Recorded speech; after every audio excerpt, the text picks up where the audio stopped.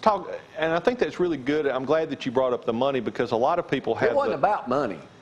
That's my point. Is a lot of people think if you're in media or on TV, you automatically make a bunch of money, and the reality is they need to go interview some of these reporters now at some of these stations in Huntsville that are just starting out. They ain't making squat. Right. So you're back then. You're starting off. You're on TV. But yet your buddies are making twice as much. Twice as much. Why did you stay? Why did you continue to do TV when you could go make twice the money?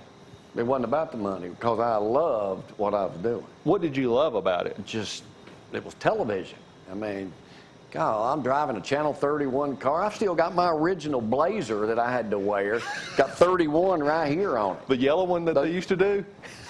It was kind of between a yellow and a burnt orange, you know. On my old TV at home, when I was a kid, it looked yellow. Yeah, nobody's asked me about those. But I still have I'd have to find it, but I still have.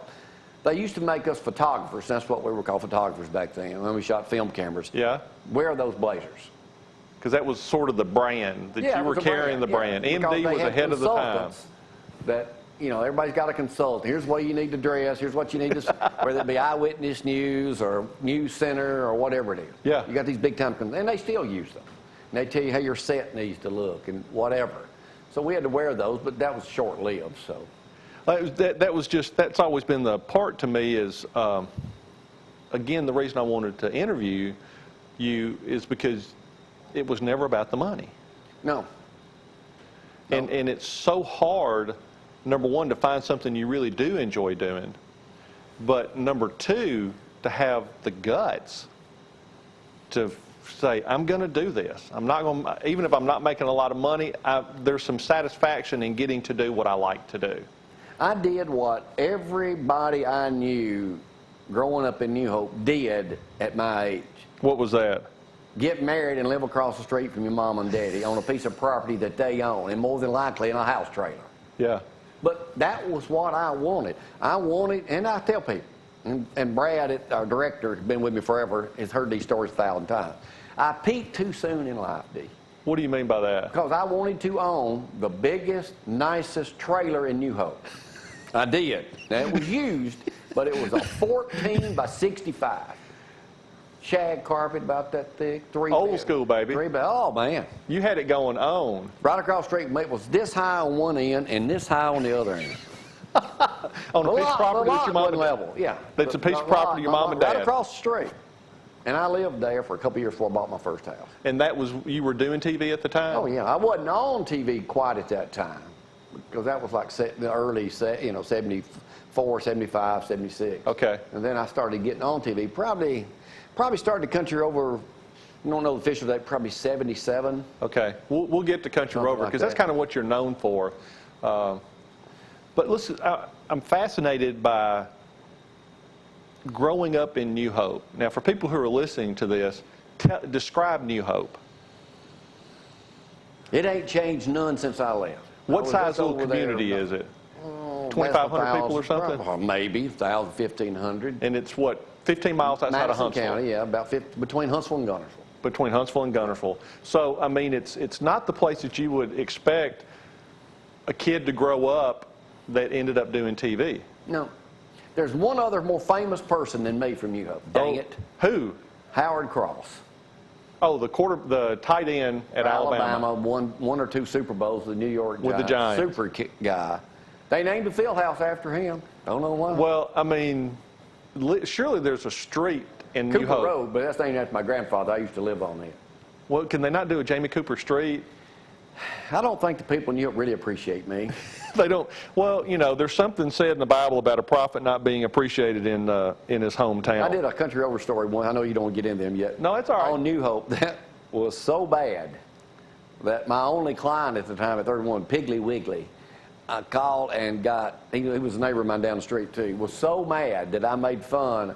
I interviewed the town drunk, the town junk man, the town guy with his wad of tobacco in his mouth and all of his teeth rotting out. Basically that type deal. I said, this is where I grew up. I did a thing on out-of-the-way places you could go in one day, and New Hope was my last stop. The only ones I talked favorable of was probably my brother, who's still in business, and my dad was there at the time. And believe it or not, there is a guy out there still cutting hair named Huck's Barbershop. But his real name is Hucklebuck Hornbuckle. No, it's not. You sound like Gloria. I cannot believe there's a guy named Hucklebuck Hornbuckle. That's his name. Still cuts hair. Still cuts hair. In New Hope on Main Drive.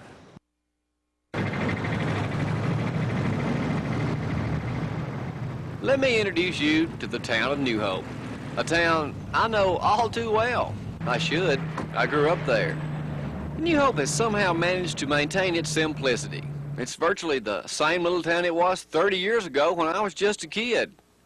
Here are a few of the folks who call this town of New Hope home. Need something here, they come. This is Charlie Holcomb, New Hope's #1 junk dealer, and proud of it. It's just junk. But more people fool, it's more money, more millionaires fooling with junk than it is fooling with money. You want to... Well, I ain't got no money, but I got a lot of junk. Well, Tim Payton's the town's best-known beer drinker. Just ask him. Well, that's about all he is to do down here now, drink beer. Ain't nothing else. They ain't even got no pool hall. Used to have pool hall, and I can go down and shoot pool. Well, you don't drink beer, do you? Yeah. Sure do. But not much. Well, not no whole lot. Not more than I get. Yeah, I like it beer now. John Howard is one of the few downtown merchants still in business. On TV. So you'd say what about New Hope? Pretty good town? It's a real good town. A lot of nice folks. And Bobby Cloud, he's a lifelong New Hope resident who happens to be a good friend of John Howard's. Well, it's a small town. If everybody want to pick it up, make it clean, So it's kind of dumpy? well, it could be a little bit better. And then there's Hucklebuck Hornbuckle, New Hope's only barber and car dealer. So what happens in New Hope? Girl crush would develop into a full-scale private. What happens in New Hope? Well, besides the dairy up here on Main Street, about the only other place to hang out is Cooper Small Engine, a place with a name and a look that's somewhat familiar. There never has been a whole lot to New Hope, and there may never be. But for those who live here, it's a fine a place as any. And if you're ever here in New Hope, stop by Cooper Small Engine. Tell them I sent you. It's right over there. In New Hope, I'm your country rover, Jamie Cooper. Well, that's a really good kind of spot to go to another question that I had. One of the things, and for those of you who are listening, I've been doing Jamie's TV show for a couple months now or whatever. And one of the things that I've noticed about you is you're kind of an open book. Oh, yeah. I mean, you just say whatever, do whatever. Has that always been that way? Yes. Just kind of from early on, is everybody in your family that way? Is your mom and dad that way, or your brother? I'm the one that got extrovert. You're the massive extrovert. Oh, yeah. Yeah, but nobody else in your family. My brothers both still live in New Hope. I've moved probably 6, 7, 8 times. Okay. Each time TV took, when I was buying time somewhere else. So you kind of always had this this entrepreneurial streak in you. I didn't even know what that word meant to start with. Yeah. Entrepreneur is what I call it. Smell of success. Yeah, you've just always. What drove you that? Is it because you saw your dad own his own business and you just kind of thought? I mean, my grandfather owned it. My dad still worked. My dad had a 10th grade education, worked on the Arsenal driving whatever. He did okay with it, and we were just middle class folks. We didn't doing grow their up thing. poor. We had, we weren't rich, but we were just like everybody else. Yeah. And never went hungry, nothing like that. I ain't got no. Well, we grew up dirt poor and dirt full. No, we didn't have none of that. Yeah. But we survived. I mean, it never was a survival. It was just the way life was. It was just life. Yeah, you were like everybody else in growing New up, Hope. we had the average American family. Yeah. Yeah, and that was it. Somehow you ended up this massive extrovert. Oh, yeah. I don't know how that happened, but I could have gone to the University of Alabama. My dad was a disabled Korean veteran, but I didn't. Like I said, I got married and stayed there. And so you start your TV career at Channel 31. Well, started educational TV. At educational, and Right. then you're at Channel 31. Yeah, Channel 31. And then you kind of just contract morphed into. kind of had going on my own. Yeah. We're going to get to that story. We talked about that this morning on today's show.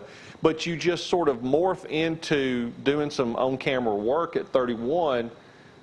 And somebody's wife likes what you do. Well, yeah, she had said something about the feature stories. Right. And They were just something nobody was doing. Nobody had ever. Charles Carrault on CBS. Yeah, I don't even know On if the he was Road doing them with then, Charles Carrault. But I don't know what years he did those. But CBS, it's kind of just like that, except a localized version of that. Well, and now people do that, or they used to. I don't think people do features that much anymore, but you can go and find out off the beaten path, or other people even did the Country Rover, even though we started in other towns, and they would do that in other markets. But you are the original Country Rover. I am the original one. And you came up with that name on your own? Yeah, well, me and the news director at the time. All right, so let's talk about Country. You're at 31. 31. And so how does Country Rover get started? Well, I was doing these stories, and we got this new news director who was maybe a year or two older than I am. Okay. He is now president over one of the largest consulting firms in the nation, Magid, M-A-G-I-D, Consulting. And he said, let's, we come up with something like this. So we came up with Country Rover. All right. So, well, I said, we need to try to get a vehicle, too. So I was going to work on that. And we got this Jeep donated to us by a guy out of Florence. It was a 4-cylinder Jeep. He was out of Sheffield. He's since passed away, did our show in Florence. And it was a 4-cylinder, no air. Uh-huh. And you saw a picture of it at my house. Yeah, yeah. Got Country Rover on the side. I'd take the doors off of it. Mm-hmm. And just drive. And I put 55,000 miles on that the first year I had it. So you're just driving all over North Alabama looking I had a camera set up. Nobody told me where. I just did it on my own. Wow.